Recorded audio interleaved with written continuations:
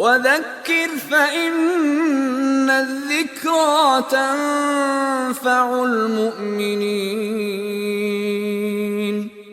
Assalamu alaikum wa rahmatullahi wa barakatuh. May the peace and blessings of Allah be upon you all. I'm Abdullah Oduro, and welcome. This is an interesting issue that we're going to talk about. It's one of the W's of Ramadan, but it's a W of Ramadan that you're going to encounter.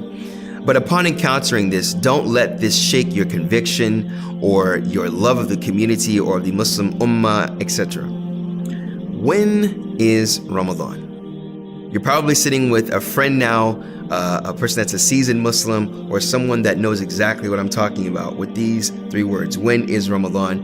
This is a trial or a test for us. We can use the word challenge for us as Muslims. Let's start off with what we all know. Firstly, Ramadan is the 9th month of the Islamic calendar. Now, the Ramadan is 29 or 30 days depending on the rotation of the moon and when it is spotted. Ramadan is from sunup to sundown, meaning that upon the entrance of the Fajr prayer is when one should start to fast. After the entrance of the time of the Fajr prayer, the time that you see on the prayer schedule, if it says 6:50, by 6:50 you should stop eating, stop drinking. You cannot have intimacy with your mate. All the way till the Maghrib prayer. When the Maghrib evening sundown, the sundown prayer comes in, that's when you can commence to eating, drinking, and being with your spouse intimately. You should stop eating and drinking from that time span, from Fajr to Maghrib, on a daily basis for 30 days within this 9th month of the Islamic calendar. How does one determine the entrance of the month?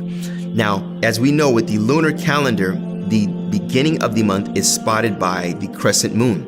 As when we see in the sky, there's a crescent moon, that is when the month starts.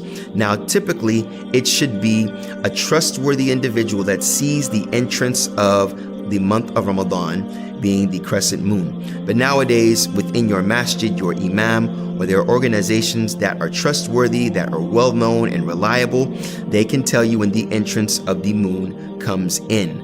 And that is done by an imam or the likes of them. So when you are told by a trustworthy individual that the entrance of Ramadan has come in, that's when the next day or the next day at Fajr prayer, you start to fast. Now, what you're going to find as a side point, as an important point, is that you will find Muslims, they may not start on the same day. Do not let this discourage you from fasting the month of Ramadan. Because sometimes we'll say the Muslims are not unified. You know, I have a calendar and I need to know when to tell my job, when I fast. You know, you'll find certain opinions of scholars that say, no, we have to see it and we can't know until the night before. Basically, after the night prayer, after the night prayer on Monday, we'll be able to tell you if you're able to fast on Tuesday. Right? So that's where you may find some people have that opinion. You may find others have the opinion that say, look, we need to determine this 12 months in advance to know when we can take our vacations, etc. Therefore, we look on the calendar and we go by calculations, by calculating through science and seeing when the birth and the death of the moon take place, when that will happen. So we approximate, and nowadays we can be exact to find out when the birth of the moon will happen. So we know that Ramadan will be on the 28th of June, and we are in January, for instance. My advice to you is go with your local community or go with the individuals that you trust in your local community that have knowledge and taqwa and what you can perceive as mindfulness and fear of Allah. Follow them, and inshallah, Allah is the all-knowledgeable, He's the all-wise, He's the all-merciful, and He is thankful for you that you are practicing this fasting in the month of Ramadan. Whether you fasted a day in advance or you had your Eid on the day after that, Allah knows best. The most important thing is that you are trying. The conclusion of Ramadan is characterized by what is called the Eid. E-I-D. And Eid linguistically means to repeat or to be consistent, to come after one after the other. So this obviously will be every year. The Eid is the day after you conclude your Ramadan. So if it is the 30th day, so let's say you break your fast on the last day at Maghrib. At Maghrib prayer, you break your fast. You will be told, okay, this is the last day of Ramadan. Tomorrow will be Eid. So that next morning, let's say you break your fast on Friday night.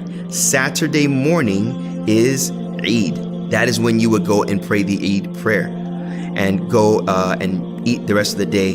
What's important is that you celebrate on this day. This is when you want to give presents to your friends, your family, your neighbors, where you can slaughter an animal and you can go and distribute it. And there's also what is called the Zakat al-Fitr. We talked about that in Zakat. So in this month of Ramadan, we ask Allah to make you of those that are sincere. We ask Him to make you of those that are diligent in finding out when the entrance of this month comes in and when it ends. We ask Him to make you of those upon this celebration of the month of Ramadan, that you will be those that celebrate it in praying and in fasting and in thankfulness. Assalamu alaikum wa rahmatullahi wa barakatuh. Thank you.